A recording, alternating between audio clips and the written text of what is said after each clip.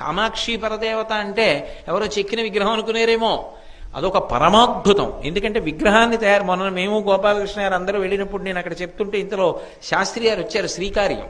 వారిని నేను అడిగాను కూడా, ఏమంటే నీ చెప్పింది సత్యమేనా అంటే, అయ్యో పరమసత్యం అండది అని చెప్పారు చల్లా విశ్వనాథ శాస్త్రి గారు.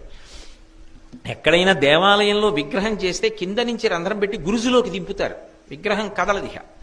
ఒక్క కంచిలో ఉన్నటువంటి కామాక్షి పరదేవత విగ్రహం మాత్రం దేనికి అంటుకుని నిలబడదు.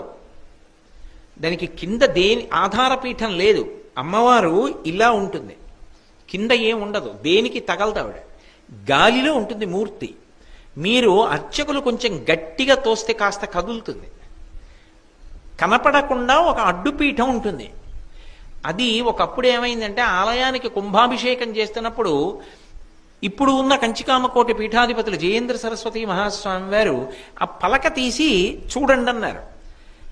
ఏమి లేదు, అమ్మవారు ఆధారం లేకుండా ఉంది, ఇలా గాలిలో తేలుతోంది విగ్రహం.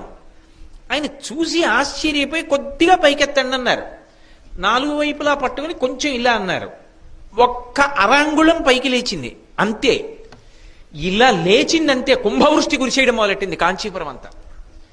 అస్సలు ఉత్తర క్షణం మీరు నన్ను నమ్మండి అంతే, నేను అంతగా కోటేశ్వరరావు గారు అబద్ధాలు ఆడాడు అని మీరు అనుకుంటే మీరు కాంచీపురం వెళ్ళి కనుక్కోండి. పోనీ కామకోటి పీఠాధిపతుల దాకా వెళ్ళలేమంటే శ్రీకార్యం చల్లా విశ్వనాథ శాస్త్రి గారు అక్కడే ఉంటారు 3వ ఇంట్లో, మీరు వెళ్ళి అడగండి విశ్వనాథ శాస్త్రి గారిని. ఒక అరంగుళం కదిలింది, కాంచీపురం అంతా కుంభవృష్టి కురిసేసింది. ఎంత కుంభవృష్టి అంటే మనిషికి ఎదురుగుండా ఉన్నది కనపడలా, అంత వాన పడిపోయి కొద్ది నిమిషాల్లో కాంచీపురంలో కామాక్షి దేవాలయం వెనకాల ఉన్నటువంటి కోనేరు నిండిపోయింది. అంత లోతుగా ఉంటుంది కోనేరు. కోనేరు నిండిపోయి వరదొచ్చింది. పరిగెత్తుకొచ్చి పీఠాధిపతులకి చెప్పారు, అయ్యా వెనక కోనేరు కూడా నిండిపోయిందని. ఒరే కిందకి పెట్టేయండి అన్నారు. మళ్ళీ ఏ అంగుళం పైకెత్తారో దాన్ని మళ్ళీ అలా కిందకి దింపారు, అంతే వాన అయిపోయింది.